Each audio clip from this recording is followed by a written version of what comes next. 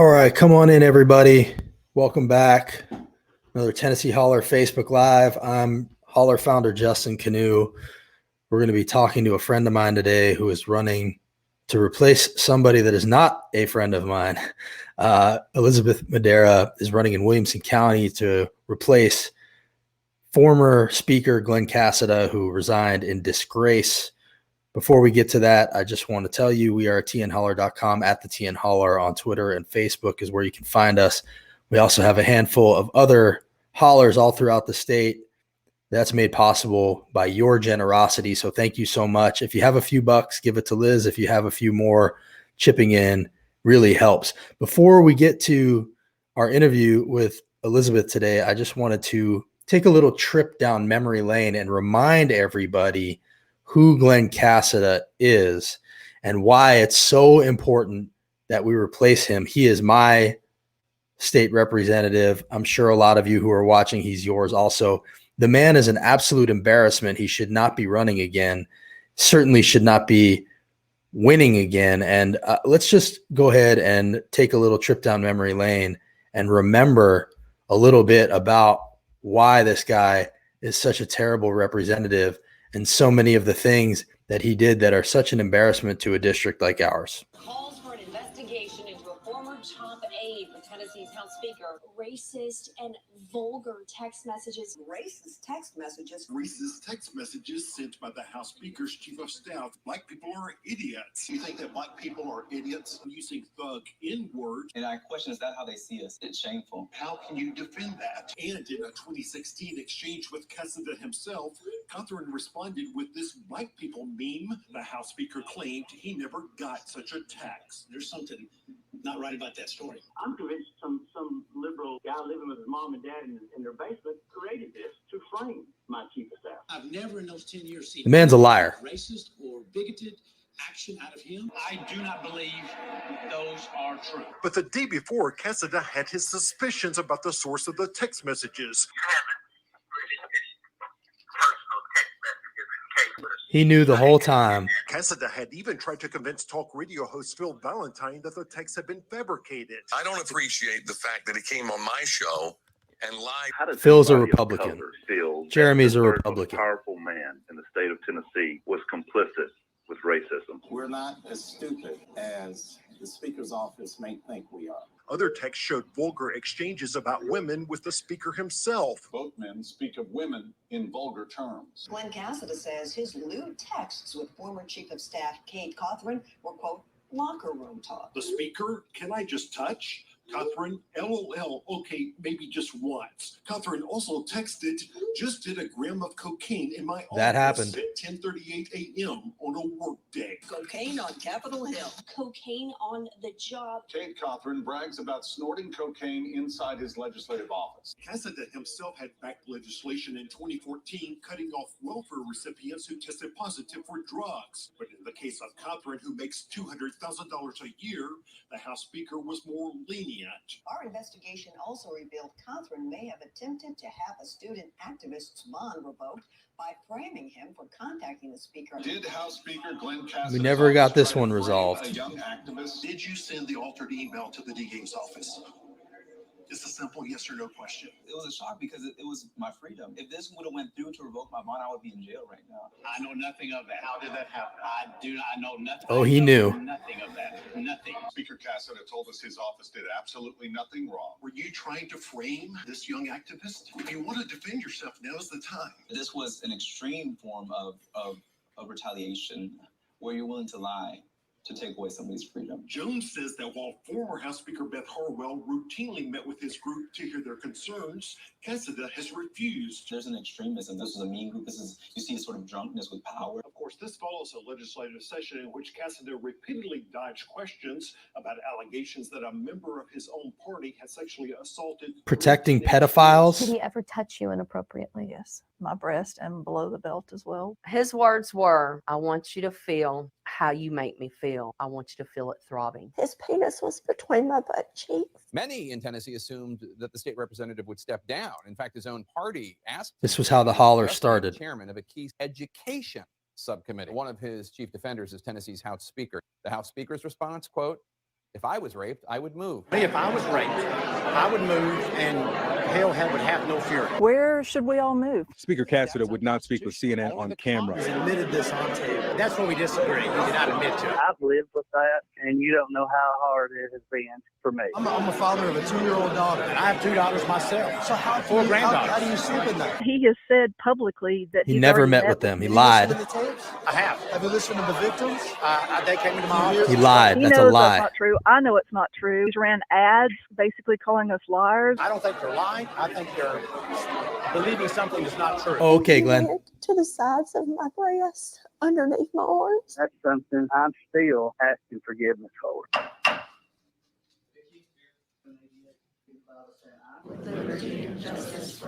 You have to step out. By whom? By whom? By the General Assembly, the Speaker's office. So Speaker Casada is kicking out these women? We're not in session. We did not say a word during the meeting. Oh, okay.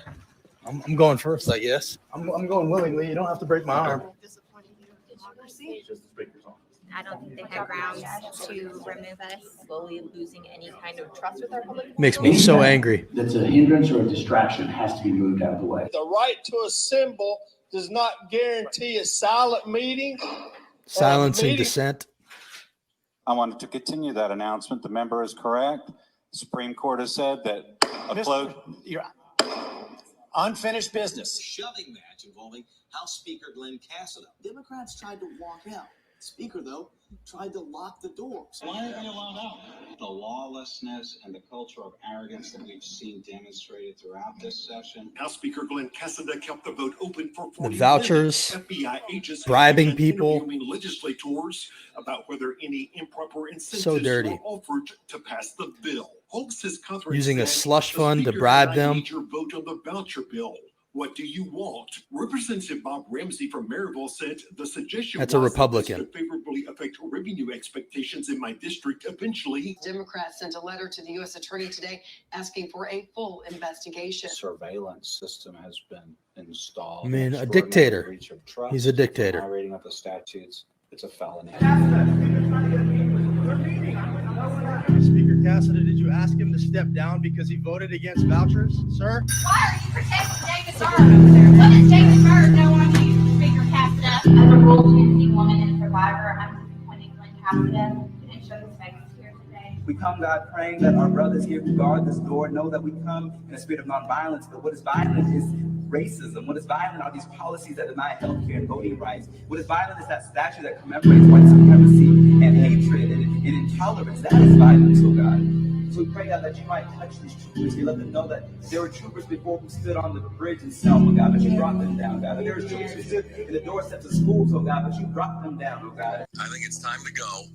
Time to move on. Conservative, We don't need to Republican. be pulled down by Speaker Casada. He needs to step down and as Speaker and then allow Williamson County to find out if they want to keep him as a representative. He willfully lied. If you can't go into his office and trust him to tell you the truth and walk out of it, then he's the wrong person in that office. He should resign. Casada also lost support of Lieutenant Governor Randy McNally. If I was in that deep water, I think I'd just go home. I can't believe he hasn't resigned already. It is hard not to wonder if many more voices will join him. If at this point Glenn Casada were a member of your administration or an executive at your company, would you call for him to step down? Would you ask him to resign? I would.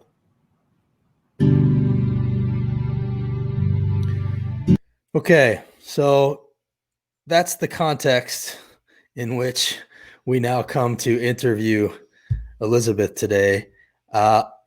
Welcome to the stream, Elizabeth. How are you? Doing pretty good.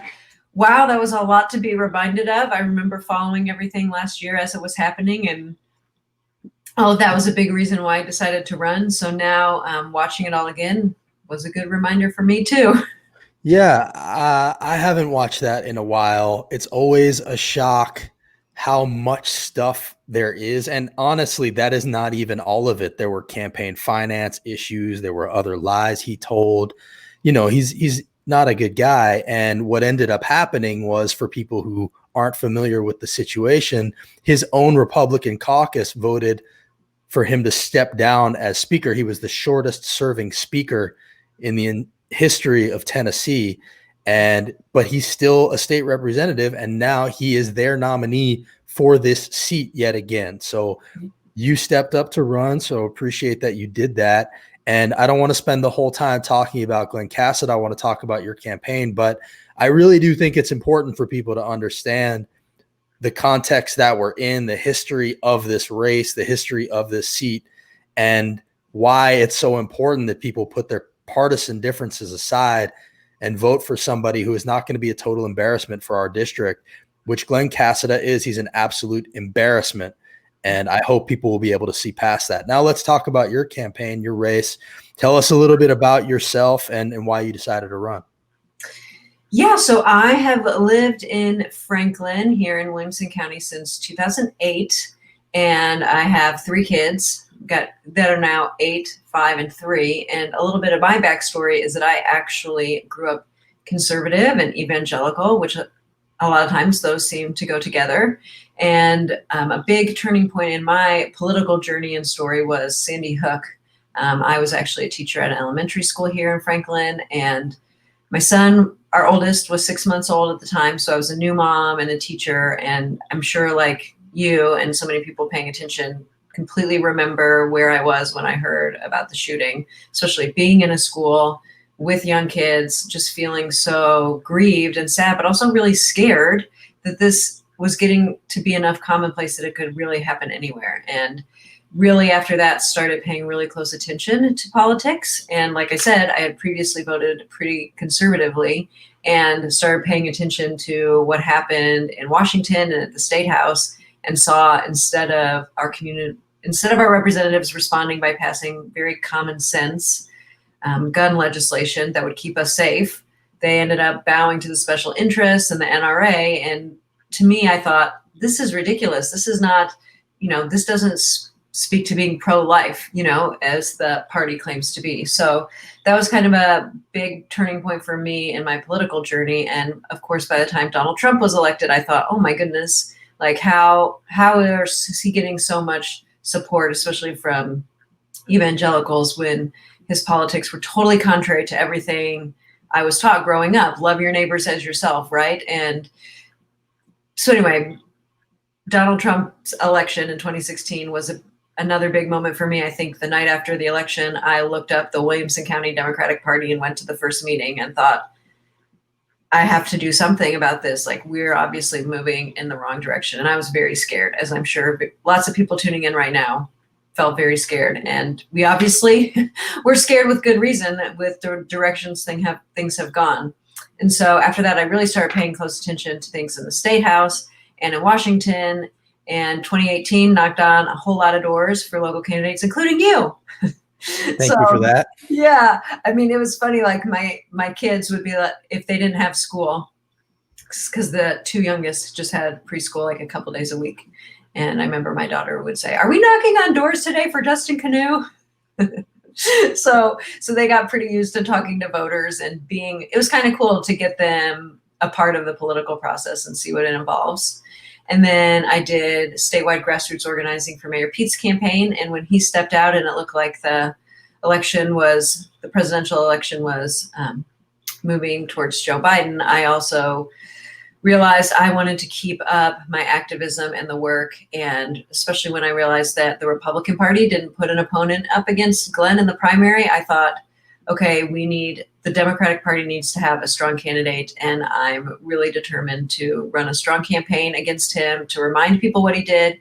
And also, I feel like it's really important in Williamson County that we have this conversation that says, you can be a Christian, you can be a person of faith and be a Democrat and care about people with your policies, because I feel like for so long the Republican Party has claimed that they have the corner on faith and religion in their policies, and I just don't think that's true. It's actually my Christian values and faith that are the huge driver of what led me to consider myself a Democrat.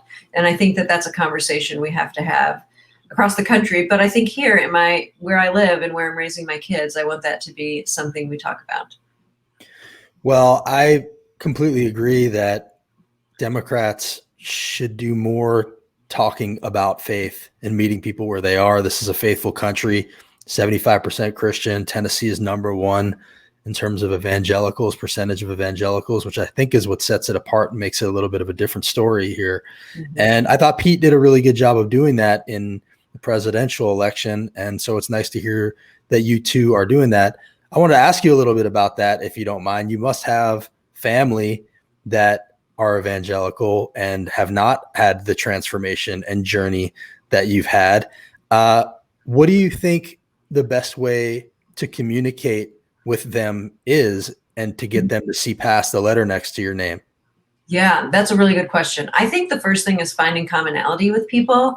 I think they're, whether I've talked to voters or people in my family, and even if their politics are different than mine, and we will usually find a lot more that we can agree on than we disagree on. Like, we agree that people matter, we should love each other, we should take care of each other. We agree that we should be speaking kindness, that there shouldn't be all of this like partisan fighting back and forth.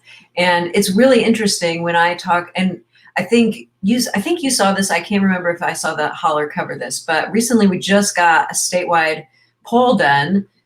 Not me, my team, but I saw somebody did it, and Gloria Johnson shared it, a statewide poll that really showed that the majority of Tennesseans want to expand Medicaid. The majority of Tennesseans want to see the state government do more in terms of infrastructure to supporting people, especially during this time of such historic unemployment, right? And unfortunately, that's not reflected in what's happening at the State House, because what's happening at the State House is it's getting more and more extreme and pulled to the right, whereas so many Tennesseans, Christian or not, or people of different faiths, is that we want to take care of each other with our Medicaid funds, and we need to make sure that people can go to the doctor when they need to. When people find out that rural hospitals are closing in Tennessee at a faster rate than anywhere else per capita in the country, most people, especially in Williamson County, because we do not currently have this problem, they're really surprised. And if we really call ourselves Christians, then we should make sure that people can be taken care of when they're sick, and that people are not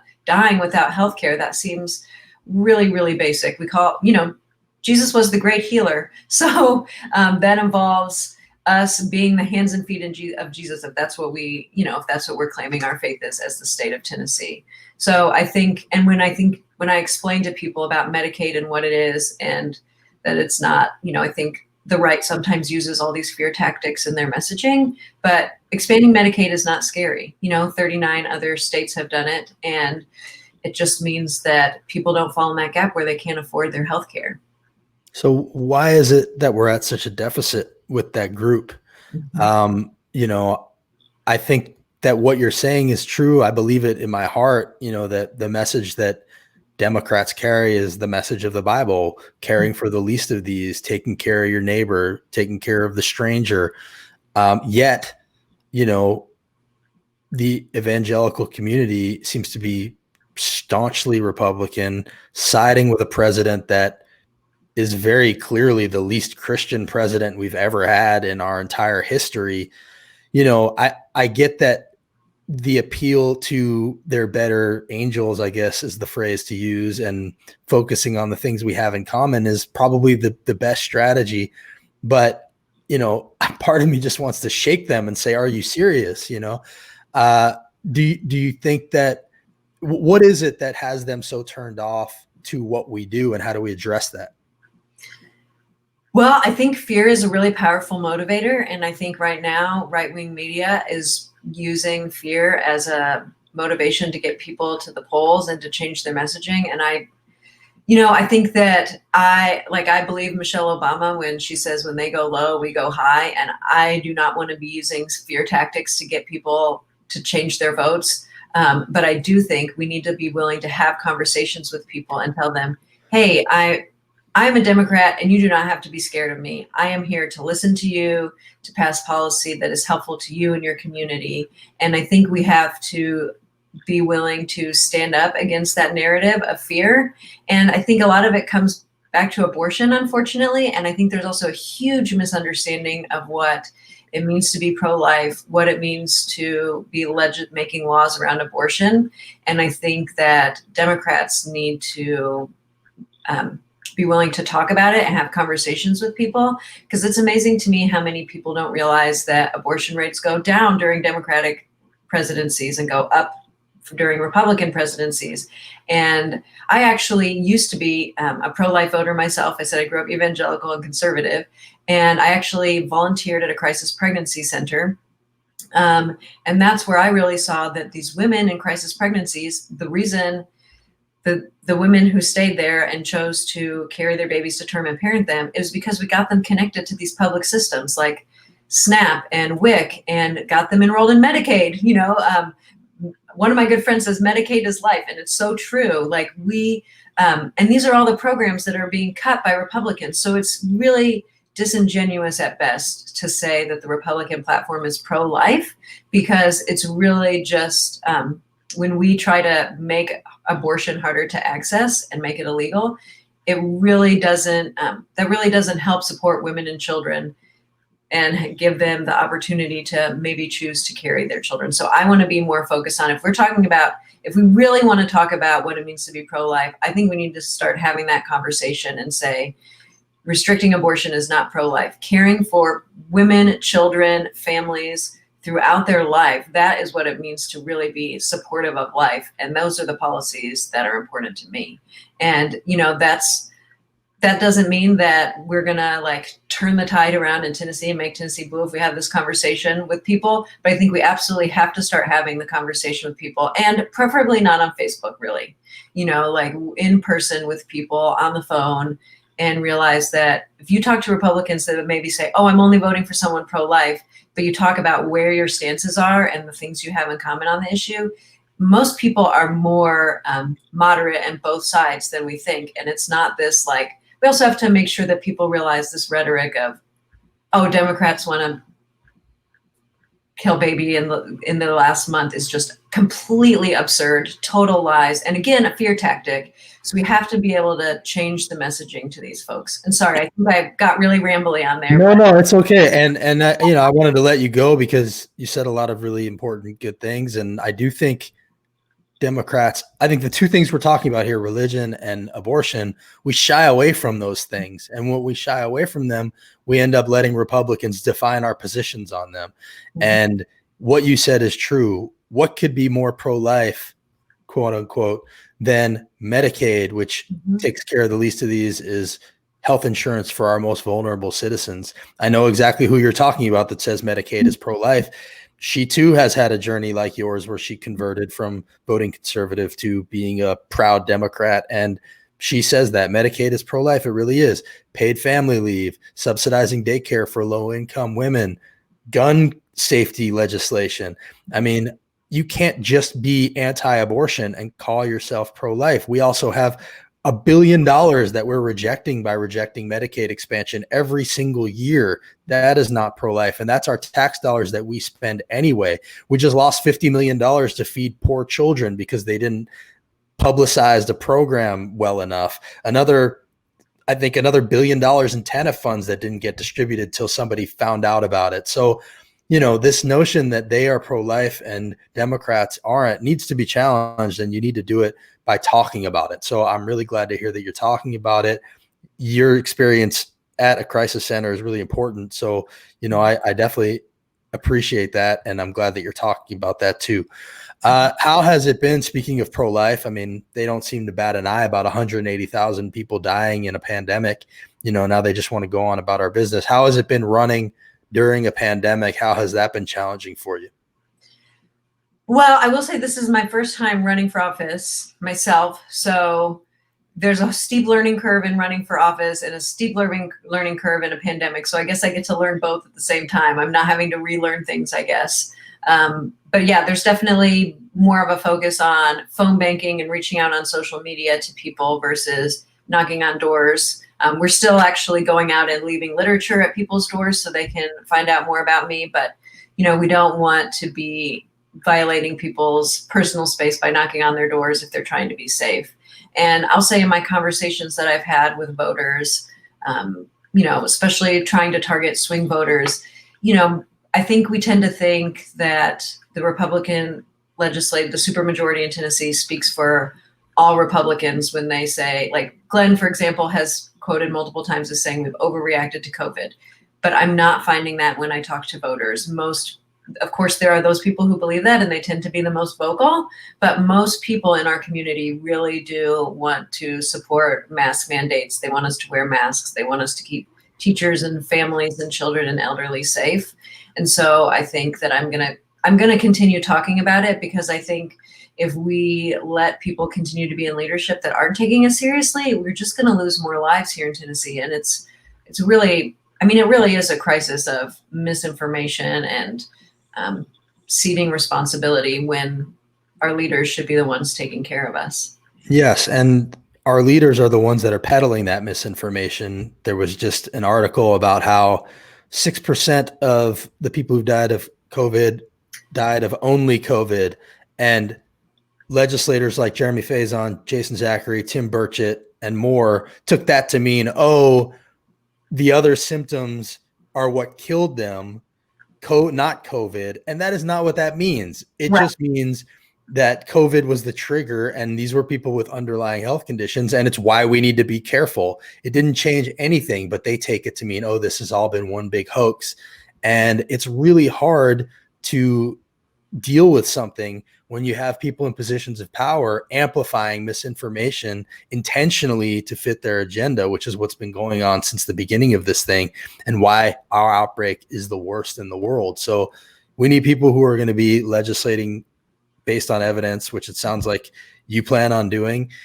You were a teacher. Tell me a little bit about you being a teacher. Dive into that a little bit.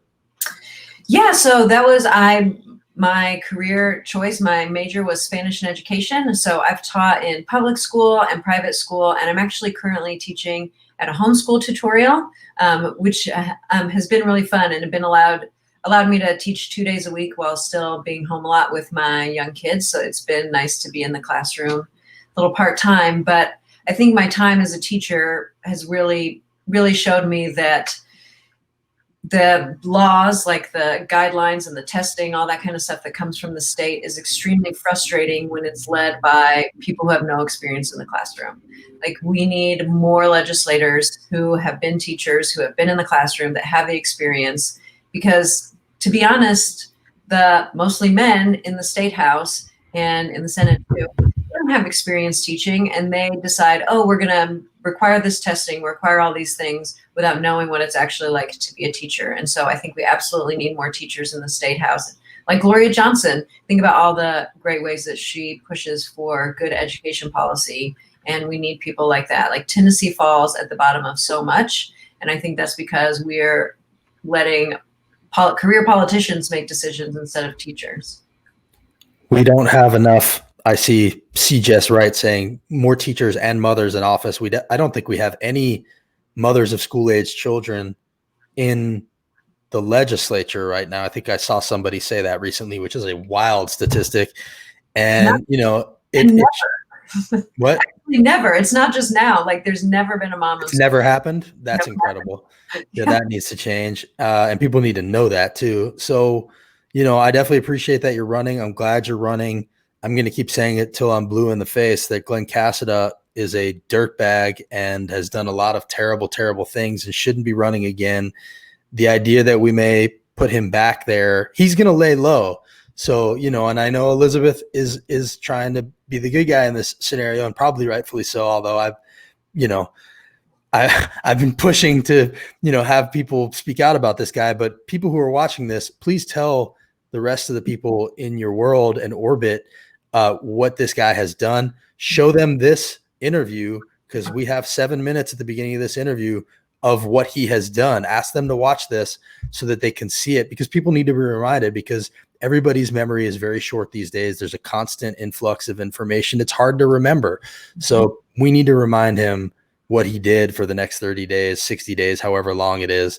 And, I appreciate that you're running. As a final thing here, Elizabeth, how can people help you, and what's your message to them? Yes, there's so many ways to get involved across the state. If you're local, we every Saturday morning at 9 o'clock, we do lit drops, where we go and bring literature to different neighborhoods. But the biggest thing across the state is donations. This is the age of digital ads. We actually just launched a big digital ad campaign yesterday. So if you're able to donate, I think somebody on my team is probably putting the link in the comments where you can donate, but you can also phone bank from anywhere. And every Tuesday evening, you can find on my Facebook page, we've got signups where people can phone bank from anywhere, because it's so important that we start having these conversations with people. And yeah, I think those are the big things now. But yeah, please go to my website, and all my social handles is the same, Elizabeth4TN, and that's FORTN. And then you can find out ways to get involved, to volunteer. We can use all the help we can get, because yeah, we definitely need to, now that we're like coming up on after Labor Day, it's the time to blow up everybody's phones with reminders about Glenn and the option they have in me, and then also to get into their mailbox with mail. And it's time to remind everybody, because it's coming up really quickly, and it's, you know, there's a big lead up in elections, but these last 60 It's going to go quick. It's going to go quick. I definitely can tell you that it goes quick at the end. From when I ran for Congress, that's what I remember about it. C. Just Right is asking, do you also text bank? Oh yes, we do. We just got texting in the past couple of weeks. So yeah, absolutely. If you can sign up on the website, there's like a little area where you can share what you're interested in, and you can let us know that you're interested in text banking, and we can have you do that too. So Okay. got all the technology during this pandemic. Jess says she'll sign up. We got you a text banker. Yes. If nothing else out of this interview, we got you a text banker. Elizabeth, good luck to you. Thank you for running. And please don't hesitate to remind people of what a jerk Glenn Casada is. That's all I ask. And I will be doing it too. Yeah, absolutely. Stay in touch. Take care. And we'll be back at 2 p.m. with our holler hour. If anybody has anything they want to say, you can message us for the link and jump into the broadcast and holler about anything you want, no matter if you agree with us or disagree with us. That's at 2 p.m. today. We usually do it Thursdays. We're doing it Wednesday this week. So stick around in 90 minutes. We'll see you then. Elizabeth, thank you. Thank you so much. Thanks, everybody.